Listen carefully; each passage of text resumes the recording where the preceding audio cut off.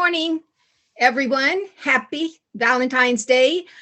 We are coming to you from the New Thought Center of Hawaii and on this beautiful Sunday day.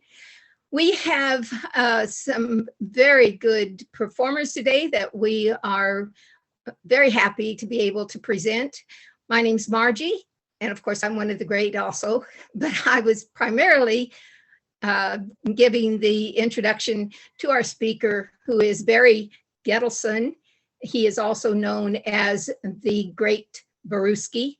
And we have as our musicians, Ukiah Odom and Leslie St. John, who are known as the Art of Music. And we would like to start with their first performance, please.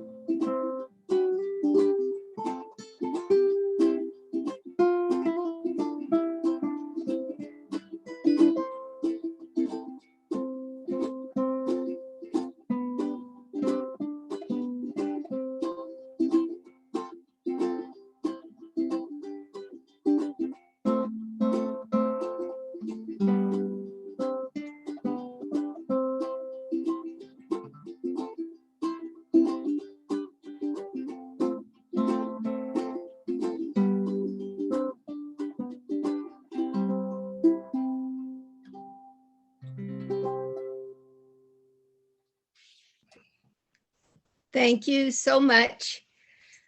And everyone, let's just take a moment of prayer. Let's have a few minutes of silent prayer, and we will continue our service.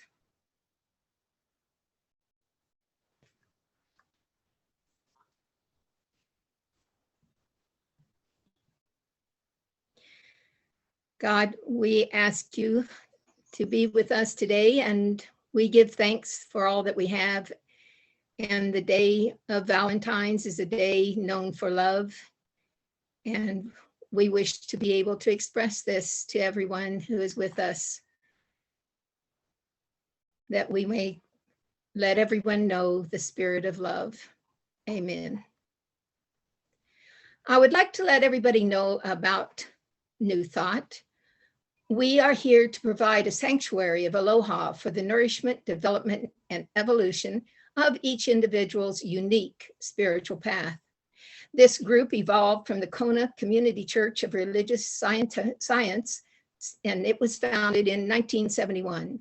We've held Sunday services continuously from that time, previously at Keoho, and since 1999, we have been at this particular spot. Our connection to the wider world, we are affiliated with International New Thought Alliance, an umbrella organization that brings together groups and individuals who share certain common beliefs and attitudes. Among them, the idea that a new thought embodied in consciousness produces a new condition. And that was written by Judge Thomas Troward. INTA also includes many unity and religious science services and centers for spiritual living. And we do have a website, which is welcome to everyone. Every Sunday, we like to read from our magazine, which is the Guide for Spiritual Living from the Science of Mind. And this month, I hope people can see, there may be a little glare, but it does have Harriet Tubman on the front. And pretty soon our all of our, those of us who have $20 bills will be able to see her. And this is for the month of February for Black History Month. And today's reading is called Love.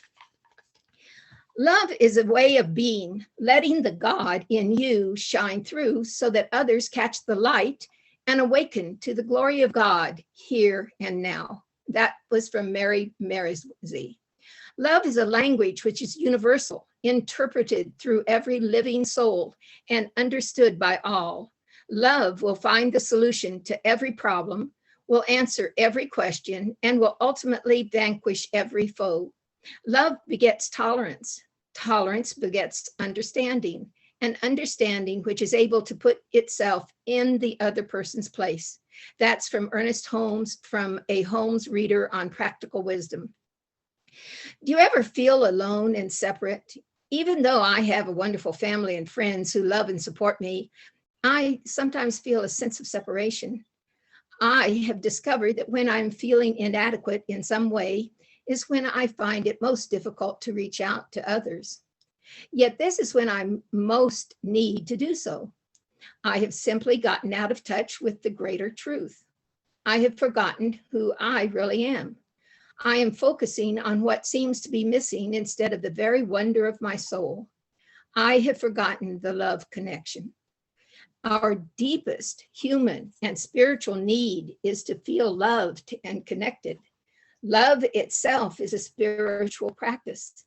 If we can remember to step out in faith, even during the difficult times, to open our hearts and reach out to others, we will once again feel the ultimate connection, the connection with the divine.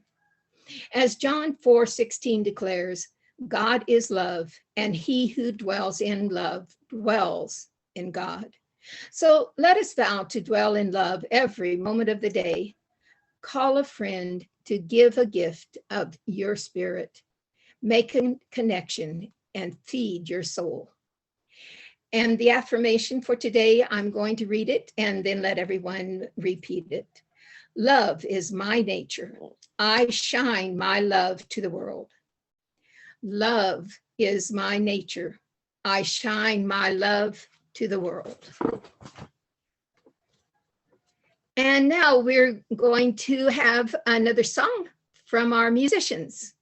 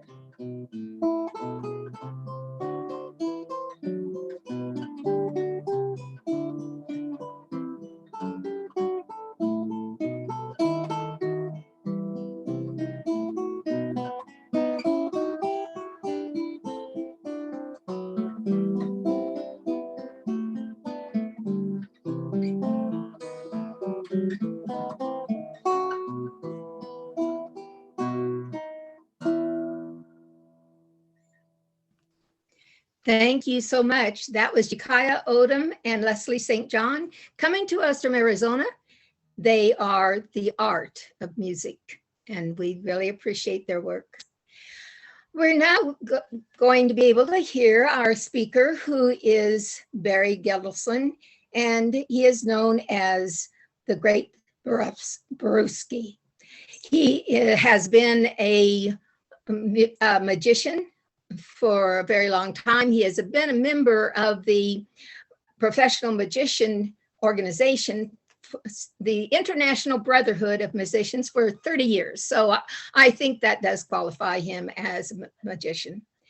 He has been one of the founding members of the Big Island Magic Club. He lives here on the Kona side of the Big Island with his wife and his cat, whom he has described as Pally, or the devil. I'll let him explain that if I got it wrong.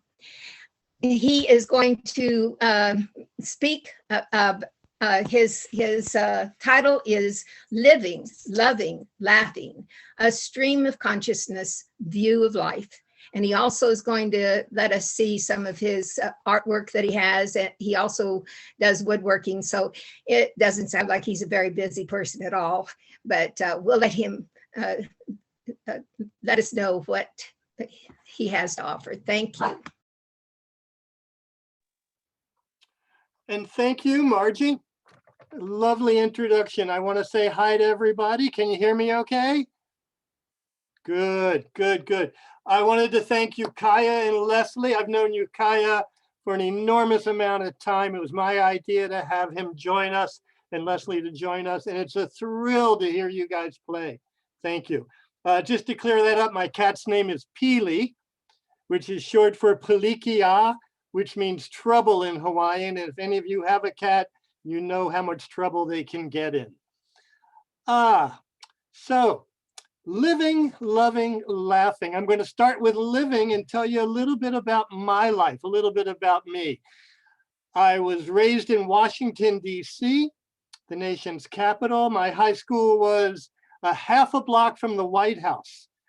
What an exciting place to be a kid. Whenever anything is happening in Washington, I was on the streets being a part of it. I was able to be in John F. Kennedy's inaugural parade on a float with Miss America.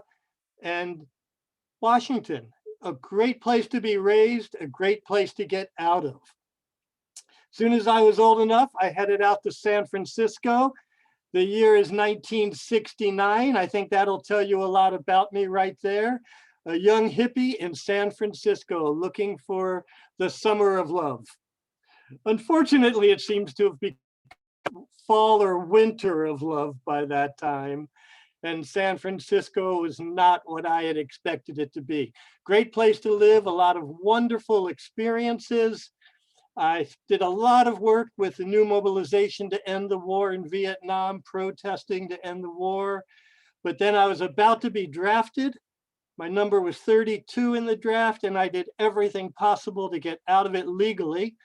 I claimed conscientious objector. They said, no, we don't believe you. I told them I was gay. They said they didn't care.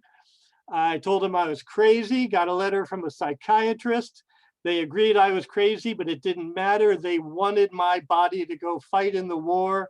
So that left me with a couple of choices, whether to go to Canada or someplace else.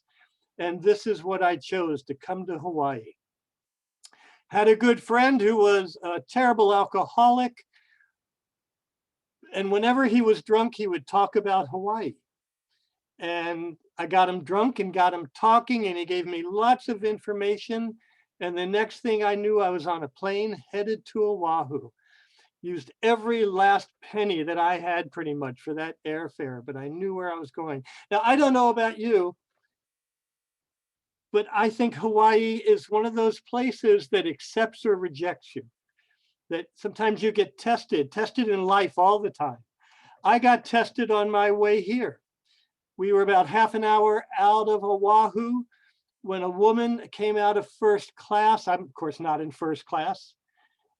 She was pretty soused, and she walked up to me and looked me in the eyes and said, "Do you have enough money?" I thought it was a strange question, and I said, I've got all the money I need. She went, good. And she walked away, and somehow I knew this was a test. I didn't know how or why, but it was. Spent some time on Oahu, came over to the Big Island, landed in Waimea. I don't know if you can imagine somebody coming to the Big Island for the first time and landing in Waimea and thinking this is what the island is like. Hitchhiked down to Hapuna Beach, which at that time had parking for maybe 3 cars. It was a beautiful deserted beach. Spent some time there. Headed down to Kona, where I was just blown away by the beauty of this place. I just couldn't imagine that there was a place like this in the universe, that I would get to be here. And it was so overpowering, I decided I had to leave. It was too much for me. I went back to Oahu, spent a little time, went to a crater festival, came back, and things started to click into place. The magic of Hawaii found me, and it just sank deep into me. Started camping down at Kealakekua Bay. You could camp down there at the time. And then found a coffee shack to live in with a small group of other people. And discovered that this little boy from Washington, D.C. had a green thumb, and that planting things would grow. I didn't know that everybody could do this here. I thought it was some magical power that I had, that I could put a seed in the ground and it would grow, or drop a tea plant on the ground. But it started a lifelong love with horticulture that step by step took me to given the opportunity to do Barry's Nut Farm. I don't know how many of you remember Barry's Nut Farm, if you've been around that long, but it was, Yukaya's applauding, that's good. Barry's Nut Farm. It was a macadamia nut farm that we were developing to what we called the world's most beautiful mac nut farm. It was working its way to be world famous. I spent 7 years developing it. I had a plan that every day you plant 1 plant in the ground. That's all you got to do, is put 1 plant in the ground. And at the end of the year, you've got 365 plants in the ground. And at the end of 7 years, well, you can do the math. You've got a botanical garden. It was just this most amazing place. It was getting famous. I'd been on TV in Seattle. I'd been in the San Francisco paper. They did an article on us when it all fell apart. One day, the owner of the property and the real boss of it all decided to fire my mom, who was running the gift shop and who I loved dearly, and it put me in a position. What do I love more, my mom or my job? And it was a decision I fought with, I'll have to admit. But mom won, and I had to quit that job. 7 years of putting my life into it, my whole heart into it. Yukaya lived there for a while. He was part of it. He helped me to plant some things. I dreamt about that place for years. When something gets deep into your psyche, it's there. I can't tell you the dreams and the nightmares I've had about that place over the years. But I met my wife there, my future wife. So it had a purpose in my life. And a lot of good can come out of bad things. I've learned this over the years. The worst things that can happen to you can be good things down the line. Chris and I met, and 3 years later we met again, and the day we met, it was destiny. I knew it was going to happen. She knew it was going to happen. I will admit there was little drugs involved that second time. I had taken some essential oils that were for finding love. And, you know, I don't normally believe in these things, but darn it, it sure did seem to work, because we've been together now since 1986. That's some powerful stuff. I won't tell you who gave it to me. What can I tell you? I've got a few theories in life. Number one, don't be afraid to ask for something. I think asking for what you want is a very powerful tool in this world. And it has come through for me numerous times. If I just write that letter, if I make that phone call or hook up with somebody, something magical can really happen. And it's a gift I want to give to you. Don't be afraid to ask for things. Uh, my dad was turning 75. He was going to be in Las Vegas. I decided we would go meet him there and surprise him. My wife's entire family showed up. And before we went, I wrote a letter to Siegfried and Roy. I thought, I'll just write to them. And I said, look, I'm a poor magician. Do you have any free tickets? And they said, no. But in your case, we'll make an exception since you wrote and asked for it. And not only did they give us free tickets, they gave us the best seat in the house. They gave us their personal booth, where in the middle of the whole act, Roy disappeared from the stage, showed up standing on my dad's shoulders. The spotlight came on us, there's Roy, and it was absolutely blew my dad's mind, blew my mind. Then they invited us to come backstage and visit and talk for a while. Just because I wrote that one letter and asked for it. Don't be afraid to do it. And don't be afraid to take chances. This is another thing I've learned over the years, that if it's a strong thing, no risk, no reward. You gotta be willing to reach out and take a chance. And I'll give you another example of this, if I may. Stories from my life. If it gets boring, you can put on the news. That's exciting. Chris, my wife, her brother was a world famous dance instructor. I mean, top-notch dance instructor. He passed away about 4, maybe it's going on 5 years now. And they were going to have a memorial for him in Hollywood. And 800 people are coming to this memorial in a beautiful theater in Hollywood, California. The host is going to be Christina Applegate. And dancers from around the country are coming to perform. And I and Chris's other brother have been asked to represent the family and to speak. And I asked for permission to do something crazy. This is a memorial celebrating this man's death in his life. And we get up to speak after a couple incredible dance numbers. And people are crying like crazy. And Chris's brother, Brian, gives a lovely talk about his life with his brother. And I get up to speak. And I get up to the microphone and I start going, I would like to, I go, give me a minute. And I turn my back. And when I turn my back, all they see is this.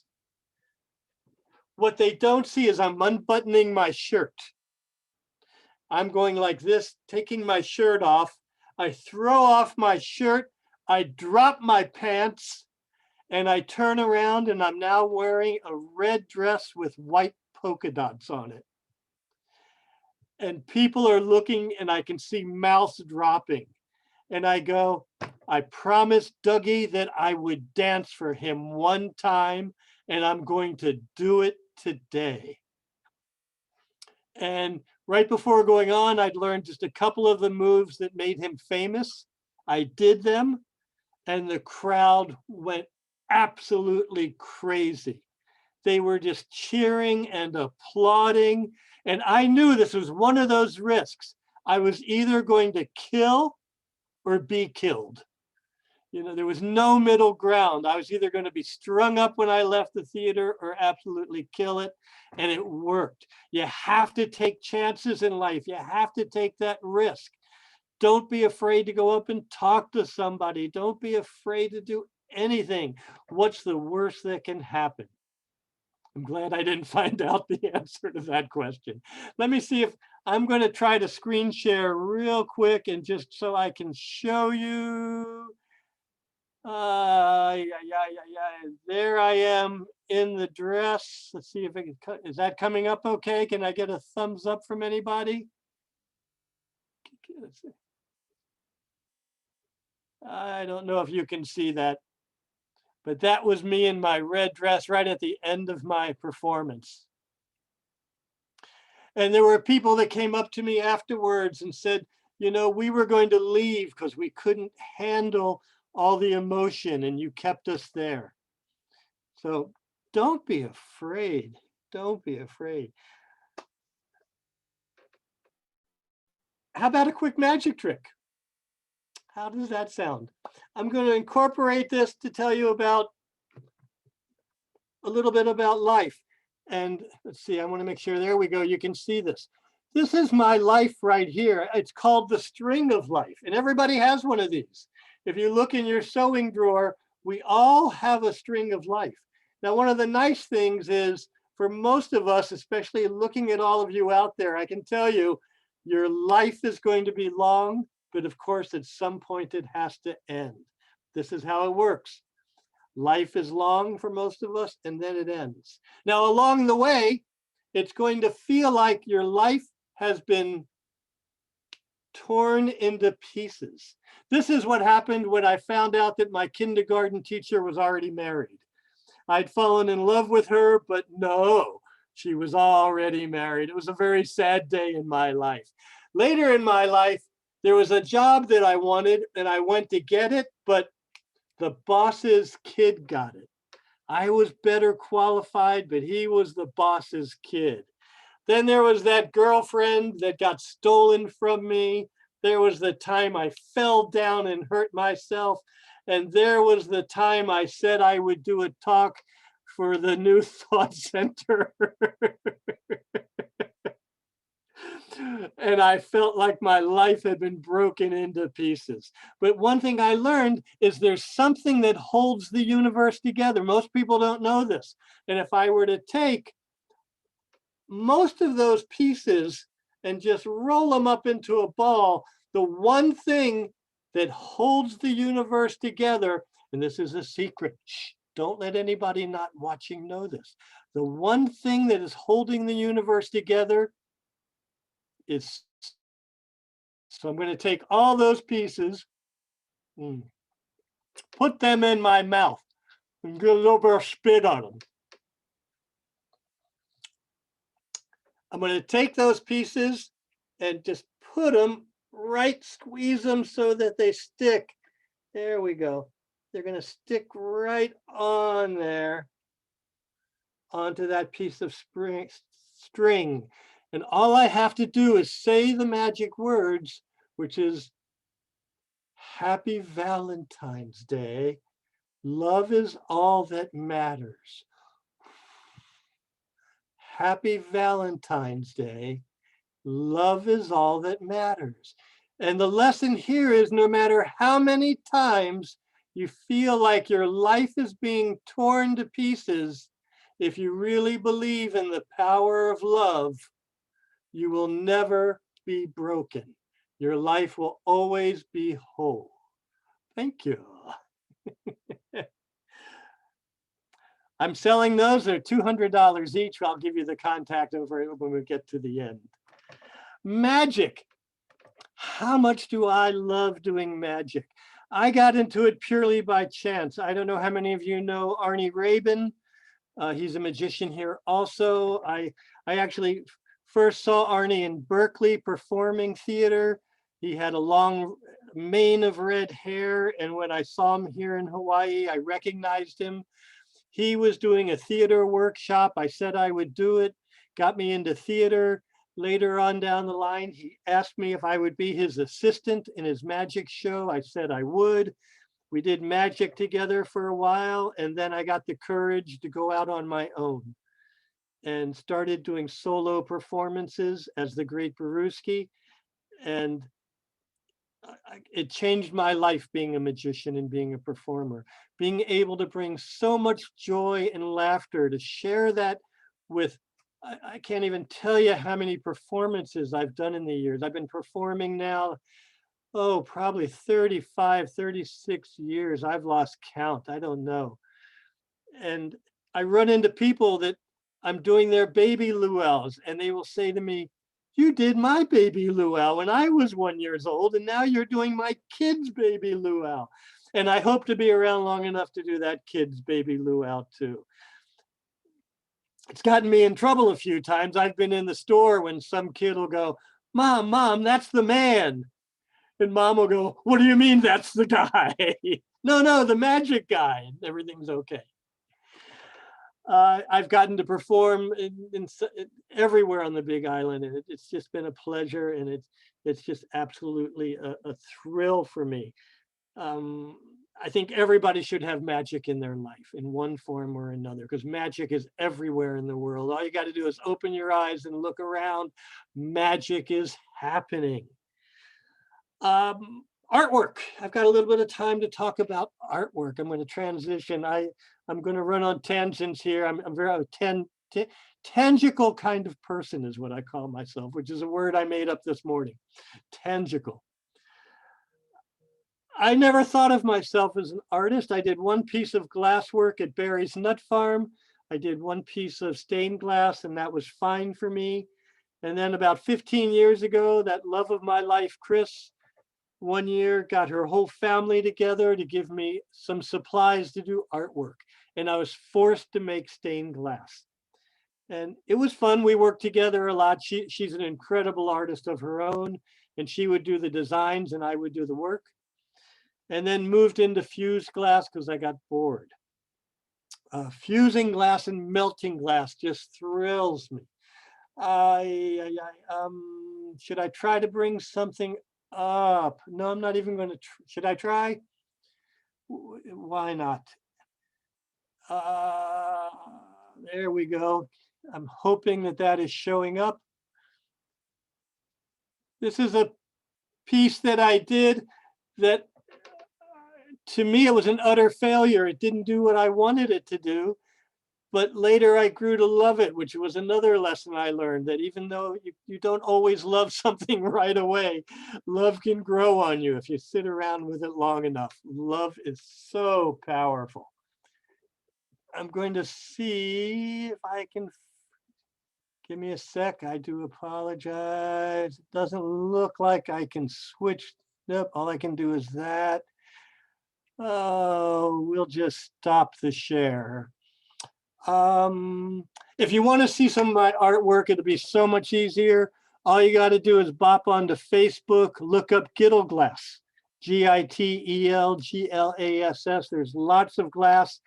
And I'm going to throw a plug in here. I've got 3 pieces going up for auction starting on the 13th on the SoCo website, SoCo Artists. I think it's SoCoArtists.com. I'm not sure, but they're having an auction because they can't do anything live this year. And I will have 3 pieces for sale on there. Now, about 9 months ago, no, about 6 months ago, I'll say, when I was looking around at other people's work on Facebook, I saw that some people were making glass hearts and giving them out. Because let's face it, this has not been an easy time for a lot of us. And they were calling them worry hearts. And I said to myself, I'm going to try this. I'm going to make some. So I did a kiln run. I made 50 glass hearts. I put it up on Facebook. I says, does anybody want any of these? And they were gone in about 24 hours. I got such a good response. And it told me that the world really needed these. I've got just a couple of them here. Let me see if I can get them up. There's just one. They're just little glass hearts. There's one.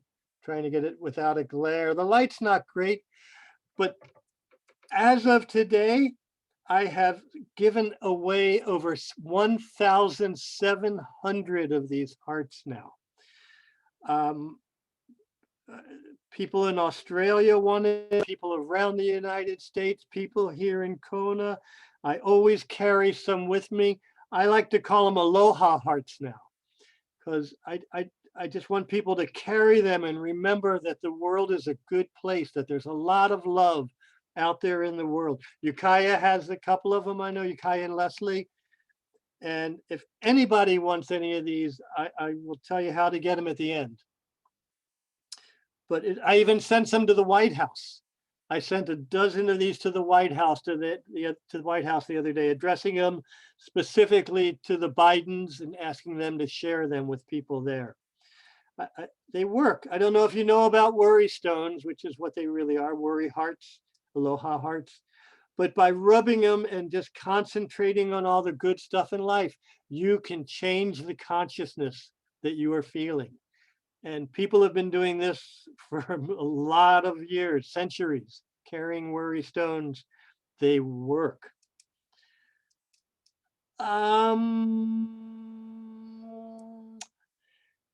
Gosh,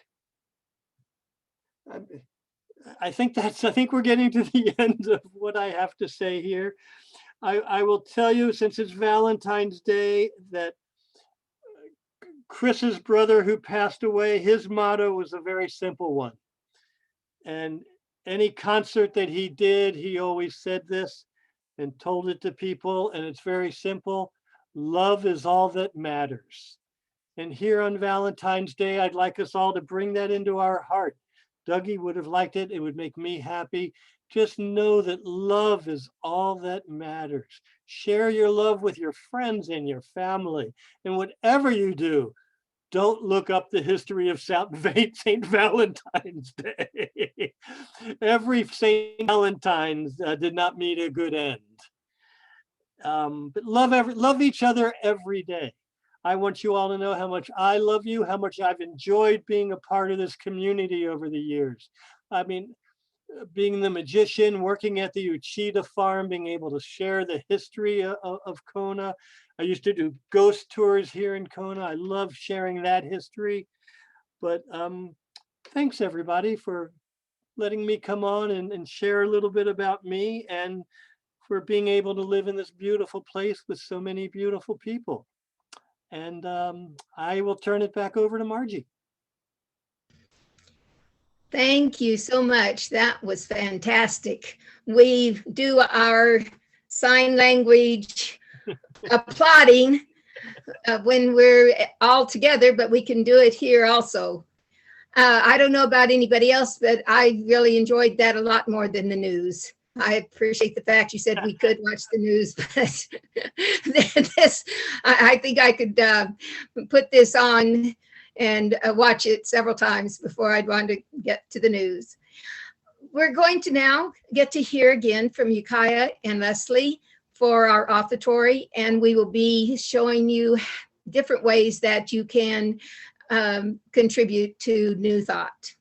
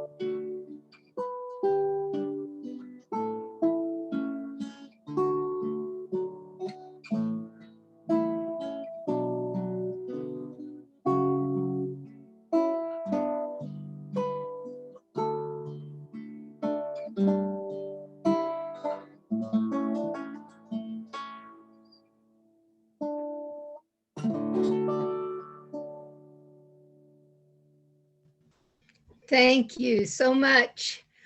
Thank you. We would like to have announcements now, and I would like to have Barry give us announcements that he may have about his artwork or whatever he would like to share with us. Okay, I'm back. I would just like to tell anybody, did I unmute? I did, okay, just wanted to make sure. That if you want a heart or some hearts, and if there's a couple of ways to get them, I've always got them on me, run into me, and I will give you a heart. I'm happy to mail them to people. You can contact me through Facebook, Barry Gitelson, Gitelson. Just send me a message, send me a friend request. For people on the mainland, I send them free, but I ask for $5 to cover the shipping. So there's no money out of my pocket because I really do want to share that love with everybody.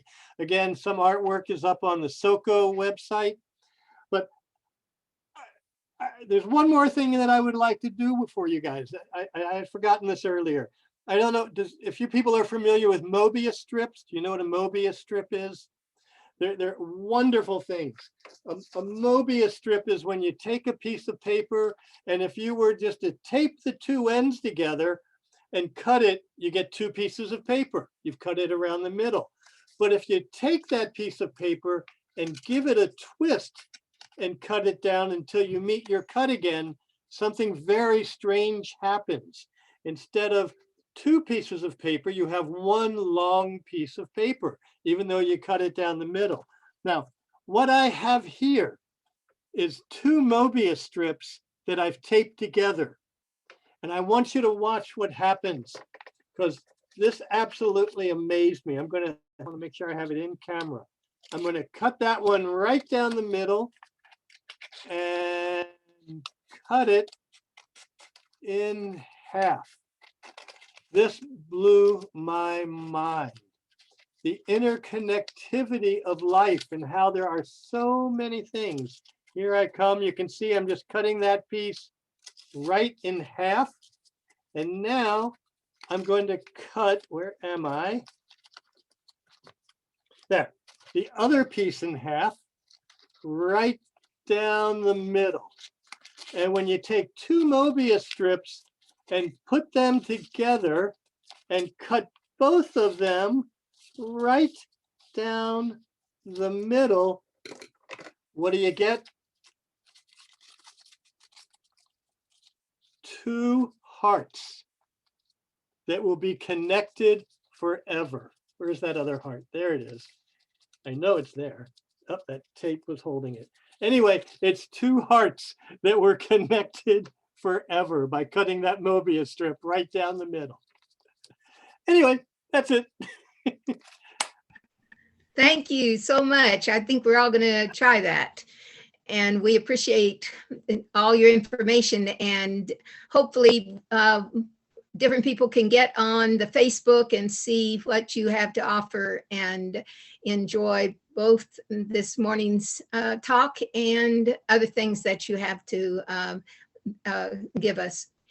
I would like to do a few announcements before we have our final song. We will have Sunday services every Sunday at 10 a.m. and you can check Zoom or YouTube link or the NTCH, the New Thought Church of Hawaii website. On the 21st, there will be Zoom sharing, which we are going to have the topic will be love in action. Now, we don't record these Zoom meetings because some people would rather not be on YouTube. So, but everybody can participate on Zoom with Love in Action. That's next Sunday. Now, on the 28th is our annual meeting membership. And we need to have people pre-register if you can, but we would like to have as many members of the church to be in attendance. We do need a quorum to be able to have a business meeting for our membership meeting. On the 7th of March is Nancy Shipley Rubin, and her topic is the revealing force. The music at that time will be the Harmony People, who are Gary and Angelisa. We offer weekly classes, which on Monday, gentle yoga from Marya Mann, and that's from 5 to 6:30. It's a $15 to $20 drop-in fee. Every Thursday, we have a book study group. Love is Letting Go of Fear, which I think goes right with what we're talking about today. And that's from 4 to 5:30. It's given by Davina Marr, and it's at 6 o'clock, it's for 6:30. It's for Thursdays from 6 Thursdays from 2:11 to 3:18, and it's $30 for the entire service. So let me get that. 6 Thursdays, 6 weeks on Thursday from 4 to 5:30 by Davina Marr, and it's Love is Letting Go of Fear. Then on Sunday in the afternoon from 4 to 5, Davina also gives us a Living Aloha group, which is done by donation. We have a special announcement about the New Thoughts annual membership meeting, and we're really emphasizing this, that it will be on February 28th, and it will be virtual by Zoom, so please put it on your calendar. And if you can get hold of us, pre-register, send a message to spirit@newthoughtcenterofhawaii.com. If you are not a member and would like to be, you can request a membership form also. To be on our mailing list and receive our weekly e-newsletter, you can sign up at the website, newthoughtcenterofhawaii.com. You could find us at Facebook and Dolphin Partners for NTCH, New Thought Church of Hawaii. This will conclude our service, but we are very blessed to be able to have another song to finish our morning service. I understand Hawaii Aloha is the traditional closing song for this group. So those of you who know the words, please feel free to sing along and join in all together.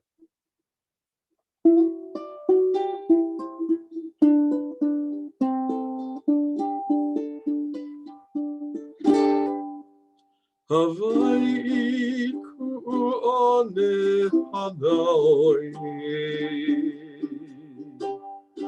Puhome kola iwine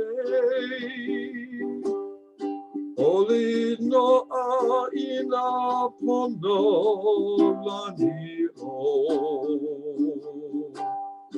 E Hawaii aloha Iha oli na o pio o haine Oli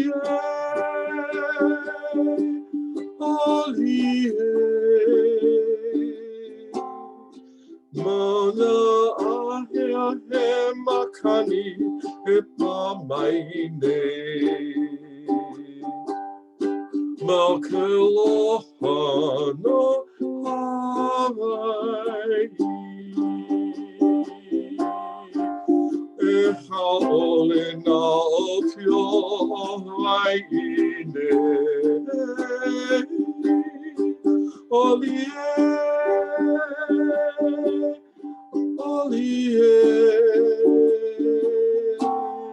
Maina ahia he makani e pamaine